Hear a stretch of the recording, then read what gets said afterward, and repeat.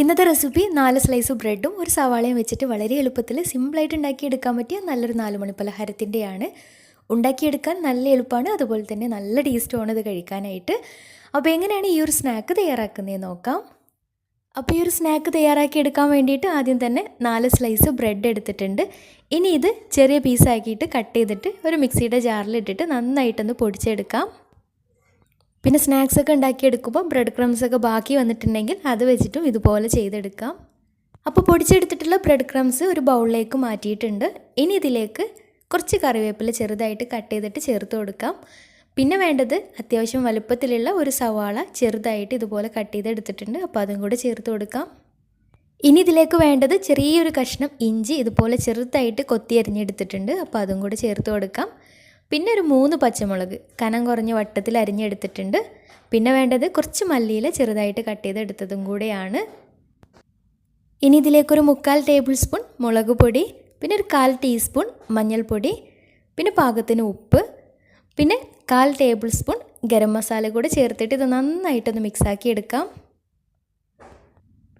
അപ്പോൾ മിക്സാക്കി എടുക്കുന്ന സമയത്ത് കൈ വെച്ചിട്ട് തന്നെ നന്നായിട്ട് മിക്സാക്കി എടുക്കാം. അപ്പോൾ ഉള്ളിയൊക്കെ നന്നായിട്ട് തിരുമ്മിയിട്ട് മിക്സാക്കി എടുക്കുകയാണെങ്കിൽ ഒന്നും കൂടെ നല്ല ടേസ്റ്റി ആയിരിക്കും. അപ്പോൾ ഇങ്ങനെ ചെയ്തെടുക്കുമ്പോൾ മസാലകളൊക്കെ എല്ലാ ഭാഗത്തും കറക്റ്റായിട്ട് ആവുകയും ചെയ്യും. അപ്പോൾ ഇതുപോലെ കൈ വെച്ചിട്ട് നന്നായിട്ടൊന്ന് മിക്സാക്കി എടുക്കാം. അപ്പോൾ ഇതുപോലെ മിക്സാക്കി കഴിഞ്ഞാൽ പിന്നെ അതിലേക്ക് കുറേശ്ശെ വെള്ളം ഒഴിച്ചിട്ട് ഒന്ന് ലൂസാക്കി എടുക്കാം.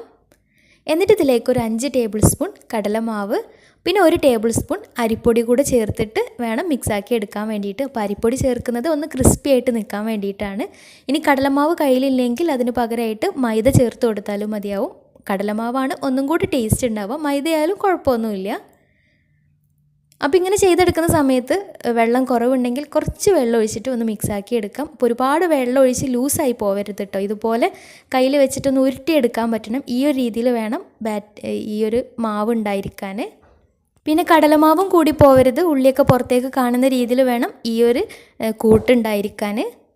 ഇനി ഇതൊന്ന് ഫ്രൈ ചെയ്തെടുക്കാം. അപ്പോൾ അതിന് വേണ്ടിയിട്ട് ഒരു നോൺ സ്റ്റിക്കിൻ്റെ പാന് സ്റ്റൗവിൽ വെച്ചിട്ടുണ്ട്. നന്നായിട്ട് ചൂടായി വരുമ്പോൾ അതിലേക്ക് ഫ്രൈ ചെയ്യാൻ ആവശ്യമായിട്ടുള്ള ഓയിൽ ഒഴിച്ചു കൊടുക്കാം. ചീനച്ചട്ടിയിലും ഫ്രൈ ചെയ്തെടുക്കാം കേട്ടോ. അപ്പോൾ ഓയിൽ നന്നായിട്ട് ചൂടായി വന്നാൽ ഇനി ഇതുപോലെ കുഞ്ഞു ഉരുളകളായിട്ട് എണ്ണയിലേക്ക് ഇട്ട് കൊടുക്കാം.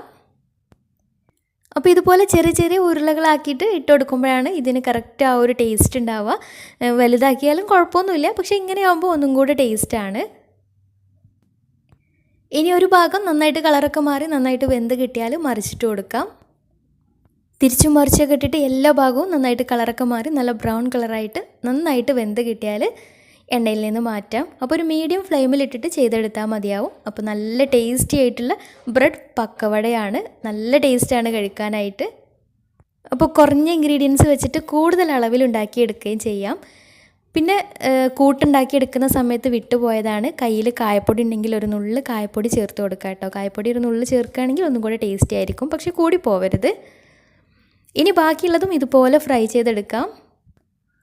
അപ്പോൾ ബ്രെഡ് ക്രംസോ ഒക്കെ വീട്ടിൽ ഉണ്ടെങ്കിൽ എല്ലാവരും ഒന്ന് ട്രൈ ചെയ്ത് നോക്കുക. നല്ല ടേസ്റ്റുമാണ്, നല്ല എളുപ്പമാണ് ഉണ്ടാക്കിയെടുക്കാൻ. വെറുതെ ഇരുന്ന് കഴിച്ചു പോകും, അത്രയും ടേസ്റ്റാണ്. അപ്പോൾ ഈ ഒരു ബ്രെഡ് പക്കവട ഉണ്ടാക്കി നോക്കിയിട്ട് നിങ്ങളുടെ അഭിപ്രായങ്ങൾ താഴെ കമൻറ്റ് ബോക്സിൽ അറിയിക്കാൻ മറക്കരുത്. അപ്പോൾ ഇന്നത്തെ വീഡിയോ ഇഷ്ടമായെന്ന് വിചാരിക്കുന്നു. ഇഷ്ടമായെങ്കിൽ ലൈക്ക് ചെയ്യുക, ഫ്രണ്ട്സ് റിലേറ്റീവ്സിനൊക്കെ ഒന്ന് ഷെയർ ചെയ്ത് കൊടുക്കാനും മറക്കരുത്. അപ്പോൾ നല്ല അടിപൊളി വീഡിയോയുമായി വീണ്ടും വരാം. അതുവരെ take care, bye, thank U.